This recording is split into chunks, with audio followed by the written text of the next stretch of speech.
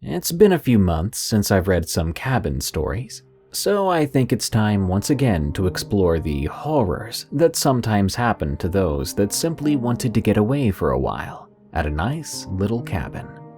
But, as today's stories will show you, you're not always alone out there, and what accompanies you might not be human and may not even want to cuddle.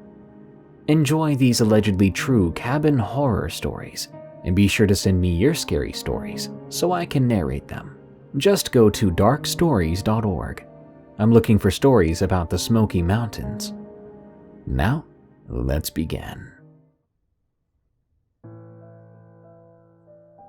The following story was posted anonymously on 4chan on April 22nd, 2013. The Fallen Tree by Anon. I've only shared this one with a few people, and still when I think about it, it freaks me out. I was 16 or so, and growing up in a small town, exploring out in the hills was the thing to do. This incident took place at the north end of Ruby Valley in Elko County, Nevada. It's slightly north of the road off of Highway 93 that goes into Ruby Valley. I always liked checking out old mine shafts and ghost towns, and that crap really intrigues me. At the Burger Bar in Wells, Nevada, where I'm from and grew up, they had these old turn-of-the-century maps under glass on the tables. On one of them, it showed several ghost towns just north of Ruby Valley, so I figured I'd go check them out, as I had not been in the area very often. I gassed up my '72 Dodge W200 pickup, and being a redneck and gun enthusiast, I grabbed my HK91 and set out. I'd found some old foundations in the lower country, and I started heading into the mountains themselves. I began finding abandoned mine shafts. It was pretty cool, so I kept going up. I took this ancient road that was no more than an overgrown cattle path by this point in history, and I soon came upon a tree. It was blocking the road. It was an old pinyon pine about 2 feet in diameter that blocked the road. After the tree road, I continued straight for about 200 yards, then hooked right before coming back 180 degrees. I parked my truck in front of a tree and set out on foot. I grabbed my HK91 with one 20-round magazine in the rifle, and put one 20-round mag in my back left pocket. I always had a rifle with me as I have encountered mountain lions and mine shafts before, and because generally I like to shoot stuff. I got up on the ridgelines and shoot boulders from a couple 100 yards away. As soon as I climbed up over a fallen tree, I had a freaking creepy feeling. It was like I was being watched. I continued on for about 200 yards, to the point where the road began curving right and gaining elevation, going towards the cabin. At this point, I had the realization that not only did I feel like I was being watched, it was also dead quiet outside. This was in June or so, as school had just gotten out. Everywhere you went, you would hear those freaking cicadas, but not here. It seemed as soon as I crossed that fallen tree, the mountains were silent. No bugs, no birds, nothing. Deafening silence. As I came up to the turn, there was this big freaking rock. The thing had to be about 15 feet in diameter. You could tell that it used to be on the road, but due to years of erosion, snow, and all that, it had slid down just slightly off the road. It seemed to be red limestone or something like that. It stood out since they're not that common in the area. I looked at the rock, and I could tell there were carvings in it at some point in time. Due to weathering though, whatever was carved in it had been worn off. I kept walking up the road, being creeped out like crazy, but I really wanted to check out the old cabin, as it was pretty obvious no one had been there in quite a while. At this point, I was probably 3 hours off the road. I got up to this cabin, and as far as abandoned houses and cabins in Nevada go, this one was in pretty good shape. All the glass in the windows was intact, and there were remnants of curtains behind the windows. By then, there was something in the back of my mind telling me that I should be going, but I went in the cabin, and that's when I began to get the feeling that something was wrong. Most cabins you find out in the middle of nowhere, Nevada, are barren. Nothing really left, maybe a bit of broken furniture. This one was completely furnished. Time had taken its toll, of course, but everything was still there. What was left of an old mattress and bedding, plates and other cookware throughout the house, tattered clothing and personal effects, such as a chest, faded pictures, and the like. What really creeped me out was the dinner table. It was set for 4 people. Dinner plate, glasses, silverware. This was the first cabin I'd ever found that was in this condition. It was like whoever resided here just up and left in a hurry, leaving everything behind. I felt like I should not be in the cabin. I went outside to see if I could find the mine shaft or anything else. Once I was out the door, I decided to chamber around on my HK91. The sound of me racking around echoed throughout the canyon and broke the silence. As little of a thing as it was, this calmed my nerves very slightly. Directly behind me was a well.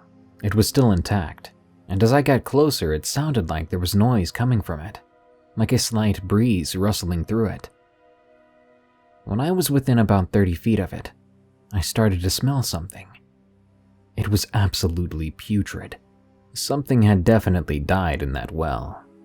The smell of decay was heavy in the air, with an acrid copper scent that tore at my nostrils. I didn't want to get any closer to the well. I started walking towards the left, where I could see the opening to a mine shaft up on the hill. The closer I got to it, I started feeling a breeze coming out of it. This isn't really uncommon if you've explored mine shafts before, as the breeze could be coming in from another opening from the mine. But the thing was, it was perfectly calm. As far as I could see, there were no trees moving or any signs of wind. As I got closer, another thing that struck me as odd was the breeze coming out of the shaft. It was hot. Usually it was cool, as most mine shafts maintain a constant temperature. The closer I got to the shaft, the slower I moved towards it. Nothing since I crossed that fallen tree seemed right. The closer I got to the opening of the mine shaft, the more of a feeling of dread and being watched I got. I was within about 15 feet of the shaft when the freaking smell hit me. That smell of decay and copper, but much stronger than what I smelled from the well. Right then, all of my spidey senses started going off. I had to get out of there. I began turning left to book it out of there when I saw a dark shadow moving in the opening of the mine shaft. Whatever it was, it appeared to be crouched down to fit in the mine shaft. Most mine shafts I've been in have 8 to 10 foot ceilings. At first I thought it was a mountain lion. Then I truly remembered how big the shafts were. My mind raced, trying to figure out what the heck it was. It was too big to be a black bear, which are rare in Nevada. I nearly froze with panic, and it slowly kept coming towards the opening of the mine shaft. It was probably within 10 feet of the opening, and the light was beginning to show what it was. It was covered from head to toe in grayish-brown fur. This thing suddenly freaking screamed. It was unlike anything I've ever heard in my life. My ears were ringing from it. I flipped into panic mode and did what any good redneck would do. I shot it. I pulled up my HK91, placed the front blade on what appeared to be its center mass, and ripped off 5 rounds as fast as I could accurately shoot. If you've ever shot big game with a large caliber rifle, you know the sound when you connect with something. I heard 4 solid thunks, and 1 round that went high. This made it scream even louder than it had, in pain. At this time, I started hearing more and separate screams coming from over in the well and in the hills above the mine shaft. I started running down the hill as fast as I could. In the tree line above the road, approximately 75 to 125 yards, I could see fast movement. Rocks were tumbling down the hill and there were several other screams. From the mine shaft, I could hear the wailing of whatever the heck I'd shot, and whatever it was, my shots had definitely connected. It was hurting. It was up in the tree line. They were running from tree to tree on all 4s, getting closer to me. As I ran towards the rock, I was shooting in the general vicinity of the movement on top of the hill. By the time I got to the limestone rock, I had expended the 20-round mag in the rifle. I ripped it out and put in my spare magazine, chambered around, and started sprinting towards the fallen tree, approximately 200 yards away by now. I kept glancing back, and whatever they were staying in the trees. I could make out their masses and fur, but they would not stay in the open. I got back to the fallen tree, and I ate crap trying to jump over it. I got up off my rear, fired between 12 to 15 rounds to the closest movement, which was now about 50 yards away. I heard a few rounds connect, and those things began to scream louder.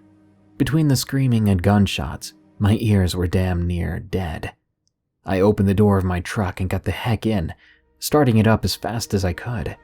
I backed up to turn around, and I darned near put my truck down in the canyon. As I began going forward to leave on the road I came in on, I finally got a good look at one of them. It was crouched over with its front feet on the tree, covered from head to toe in grayish-brown fur with long, slender fingers and claws tipping off those fingers. The back of it was hunched, and the face was slender, most closely resembling that of a badger, but with sunken-in eyes. It was shaking its head back and forth, and it sounded like it was attempting to speak, but it was so garbled, and with the noise of my truck I could not make out what it was. I averaged about 50 to 60 miles per hour on a crappy dirt road that I'd done 15 on the way in. I did not slow down or stop until I got back to pavement.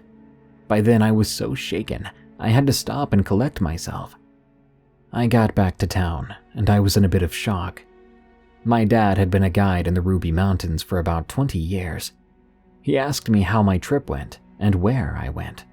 He could tell that I was startled and asked where I'd been. I told him that I'd been north of Ruby Valley. He got quiet and asked if I'd seen a cabin with a fallen tree over the road. I told him yes. He looked me in the eyes and told me that is somewhere I should never go again, especially alone. We never spoke about it again after that. I've never been back there. Part of the reason is I live in western Nevada now, but in the back of my mind there is something that is telling me I should go back. And one day I do want to go back. This was in 2001, before camera phones, and I was too broke to afford a digital camera. I want to go back with a camera, preferably a GoPro on my helmet, and with several friends that are armed. Just something about there, even with the crap I experienced. It's drawing me back. One day I will go back. I guess I need closure for what happened that day. After a few years passed, I tried researching it. I asked some old-timers. One of them told a story about the Rubies. During the 40s and 50s, the Army Air Corps operated out of the Wendover Air Base. Every now and then, during crap weather, a B-25, B-17, or B-29 would smack the Rubies due to poor visibility. Some of the local ranchers got recruited to help the military go up to a crash site during the winter to recover the bodies. The rancher I was talking to told me that it took them 3 days to get to where the crash was on horseback and finally recover the bodies. He said when they got to the wreckage, all crew members were laid out, side by side, next to each other in a clearing in the wreckage. Many of them had severed limbs, and it was apparent all died on impact. Somehow, they ended up laid out next to each other. This was at nearly 10,000 feet in elevation, too. The Cabin on the Lake, from Judy A. This happened back in August in 2001.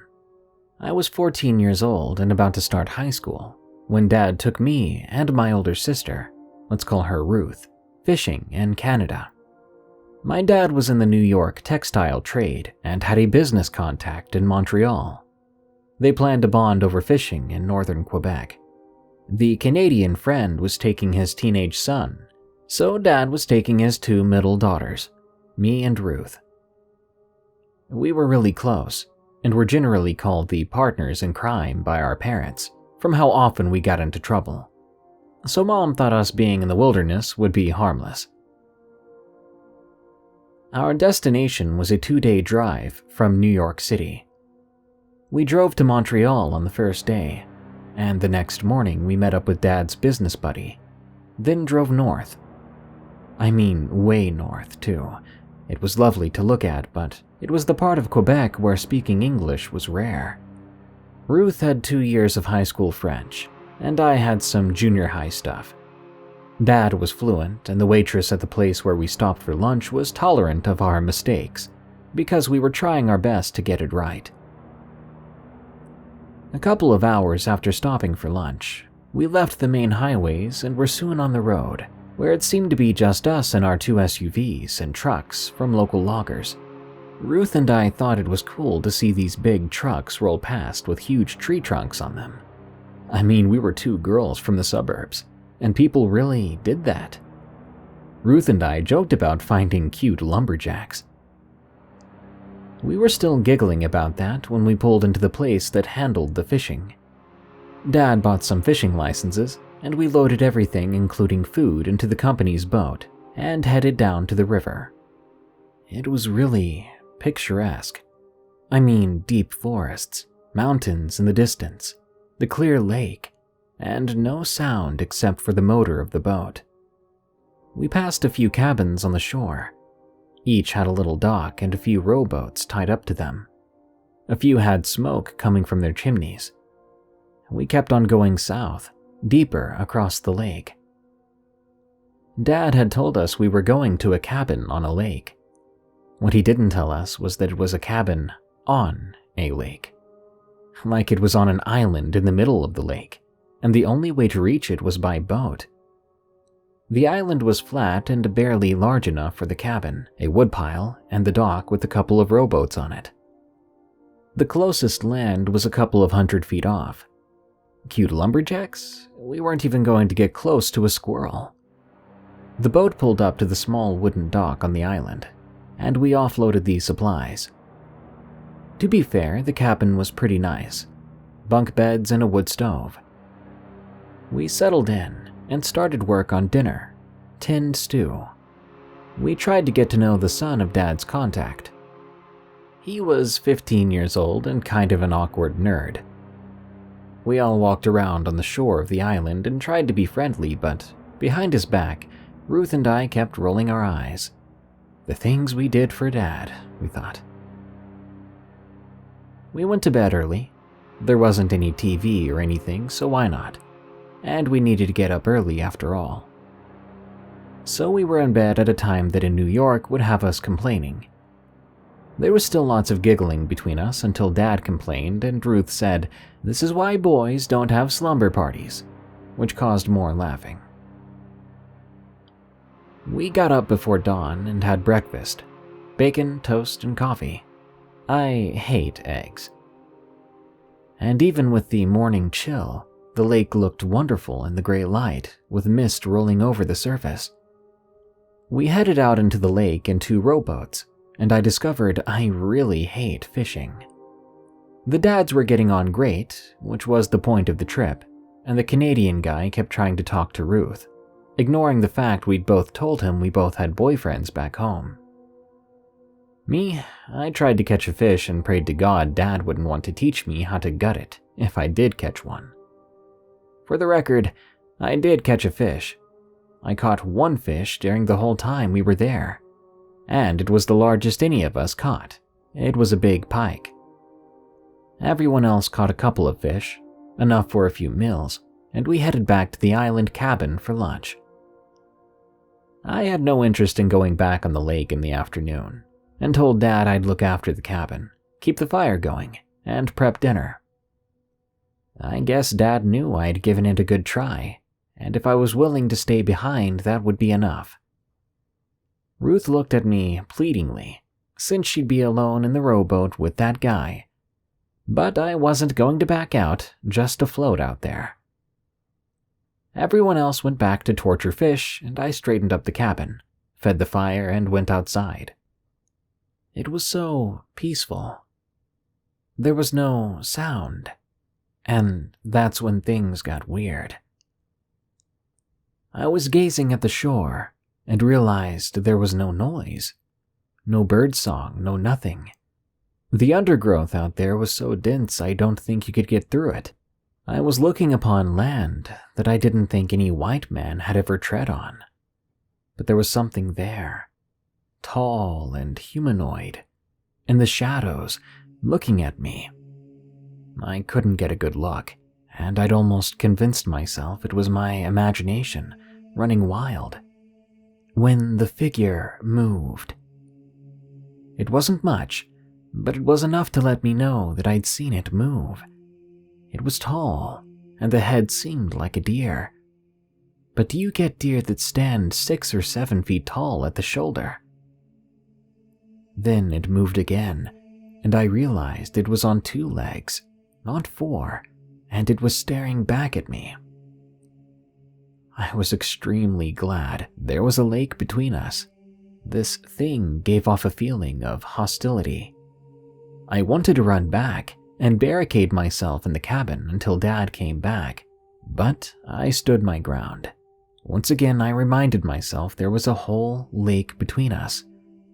Then soon it was gone, fading back into the woods. I backed to the cabin, and once inside, I bolted the door. I grabbed a paperback book in my bag to read, to distract myself, to not think about what I saw. I ended up losing myself in the book until Dad banged on the door and wanted to know why it was locked. I didn't want to tell him. I didn't want him to think I was a baby. So I said the wind kept blowing it open and I was sick of closing it. He seemed to accept that. They brought in their catches, and we were having fish for dinner. The menfolk went to clean them. I took that chance to tell Ruth. She was my best friend, and I needed to tell someone. Unfortunately, she was still teed off at me, having to spend the afternoon on the lake with the geek guy, and she teased me, saying I was just hallucinating. I was hurt by this, and luckily she backed off, but we were both in a bad mood as evening set in. Dinner was really good. I mean, fresh fish out of the lake, it was delicious. As everyone was settling in and the dads were playing chess, I went out to look at the stars overhead. They were amazing. No light pollution at all. I looked out over the lake. There was nothing there to spoil the peace. Then I looked at the shore, the place I'd looked before, and it was completely dark. But somehow, I knew it was there, looking at me. Whatever sense I had evaporated. I just knew there was something there, and that it hated us, hated me, hated people. Whatever I was to it, I felt like the embodiment of what it hated. I didn't think I'd been there that long, but suddenly there was a hand on my forearm, and I let out a little scream of surprise. It was Ruth, saying that I'd been out there for a couple of hours, and everyone was going to bed. 2 hours? No way. It was just a few minutes, right? There was no giggling that night, but Ruth sort of accepted there was something bugging me, even if she didn't see it. The next morning, everyone else went fishing again. Dad just took it for granted that I would stay behind. But Ruth made a real effort to get me in the boat. However, I didn't want to go. I should have. I found myself staring at the shore again. Was it there? How deep was the water? Could it swim out to me? Then I realized I was thinking, could I swim over there? The idea of trying that took hold and started to grow, becoming a near obsession. I could do it. I really could. I was standing there when the others came back from the morning on the lake.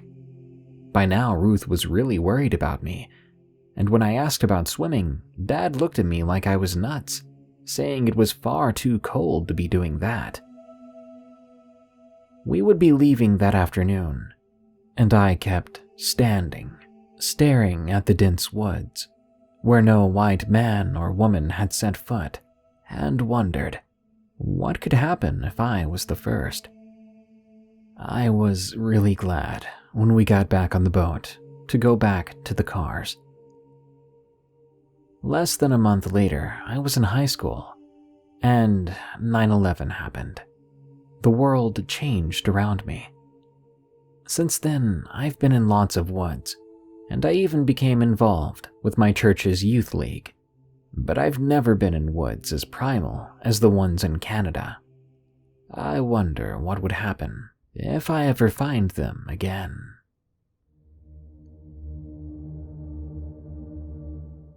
The Beast in the Woods, from Reet Yeet 1.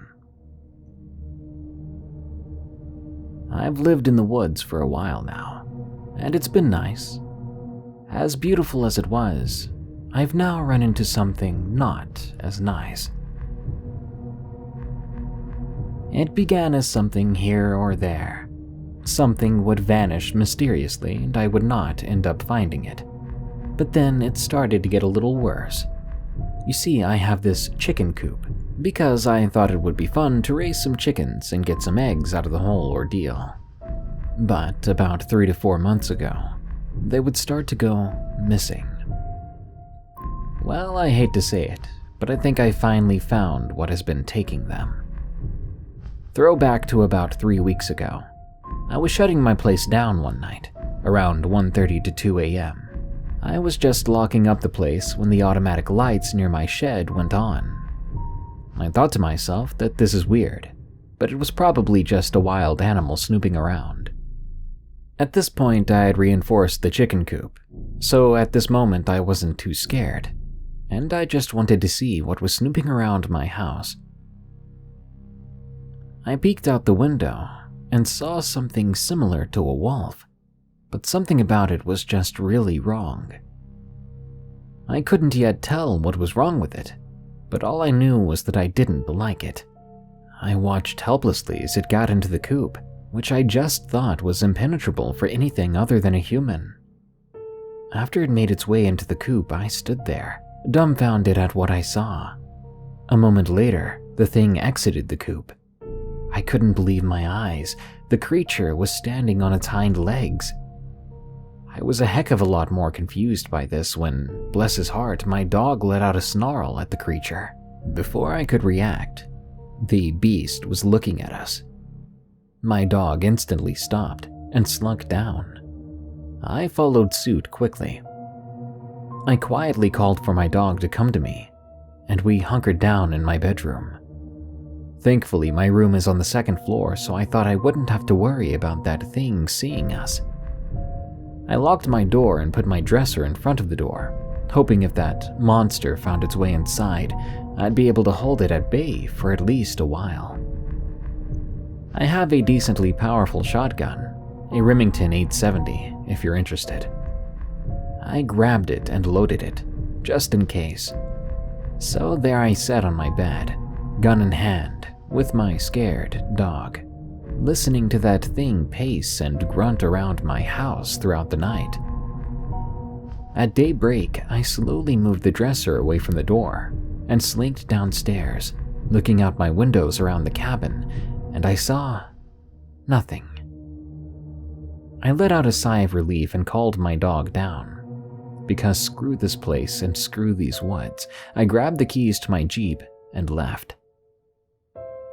The woods around my house were bone-chillingly silent that morning, and if you know anything about the woods, that is not a good sign. As I made my way to my Jeep, I looked around, and I spotted it, that thing, standing about 100 feet away from us. I wasted little time unloading the shotgun in its direction, hoping that I hit it. I think I did, because the thing let out a scream so horrid, it was almost louder than my shotgun. It ran off, but I didn't see where it went, and I didn't care. I ran to the Jeep and opened the door for my dog and myself to get in. I sped down that dirt road at breakneck speed. When, of course, what do I see standing on the side of the road? That same beast. I sped up, and I was able to make it out of the woods, wondering how that thing caught up with me. I made it into town at record speed. Once I slowed down, I caught my breath and composed myself, then decided to drive to the nearest big city in my state, because I can't bring myself to go back there alone. Me and some friends are going to go up there to clear out my house, and I'll never see that place again. It'll be nice to be in the city again, at least. As an update, when we did go up there to move my things out, I saw it again. It came out of the woods and seemed to just watch us, and apparently the few slugs I fired at it didn't seem to do anything to it. Thankfully, my friends are interested in guns too, and had brought their assortment of firearms, just in case it got ballsy. Before long, we finished packing up in the car. We started to pull out when I realized one of my friends wasn't there with us. He hadn't gotten in the car. We immediately went back down the driveway and searched the premises, looking for my now missing friend. I hoped we would have found him in the house, distracted or something. But no, it was worse than that. We found him outside, barely conscious, claw marks and bite marks on him. We got him into the car and sped to the nearest hospital. When we were asked what happened, we didn't know what to say. We couldn't just say that some wolf-like humanoid thing mauled him, so we said it was a bear. Luckily, he's slated to make a full recovery, but that was just too close for me. Any part of me that still wanted to live there died that day. And that's all for now. I'm thankfully safe living with my parents until I find a new place. Long story short, you can never be too comfortable living alone in the woods. You may just find yourself dead. Dogman Infestation from Mulori K. I'm going to start out by saying that I'm sorry. Don't assume this is one of those stories where I pass the monster from my head into yours. I just need to get this known. I'm Palestinian, and we have our own version of the Dogman called the Gulf Alpha. I always assumed it was fake. As the story goes, supposedly, one of the high-up members in Hamas and a member of the Directorate of Paranormal Defense struck a deal with intelligent creatures that were not human, that had fur and could speak Pasinda. To me, this origin story sounded like something made up to give hope to Palestinians, sort of like a "we can do anything" propaganda. But some people swear up and down it was true. I didn't believe any of this, not until I went to America and had an experience for myself. My cousin and I came to Michigan to film his latest propaganda film. We were staying at this cabin in Higgins Lake, which had to be at least 500 kilometers of forest, with caves scattered throughout. We went to shoot a scene in the forest. My cousin thinks we should shoot it at night. We did this for many nights and days. It was fine for 3 weeks. But come the 3rd day of week 4, we're packing up our equipment from a hard day of filming, when we begin to hear scratching and growls. My cousin looks content, almost as if he'd heard a friend's voice. I find this strange. This goes on for 6 nights, always between 8 p.m. and 6 a.m. On the 8th day after the first incident, we see scratch marks on the side of the cabin. My cousin almost cries, but it seemed more like tears of joy. On the 14th day, we see fur stuck in the thornback strawberry bush. My cousin speaks under his breath, Kumatulo, which to my knowledge at the time was gibberish. On the 17th day, I see at the back of the cabin something that I thought was a wolf. But it made no sense. This was Michigan. I didn't think there were wolves in this part of USA. Then, I swear, I see it stand up on 2 legs. It's bipedal.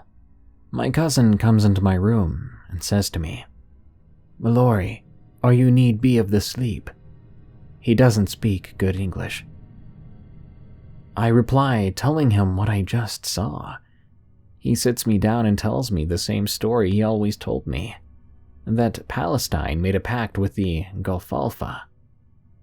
I honestly called bullcrap, but I was truly considering what he was saying for the first time in my life, as if it might be true.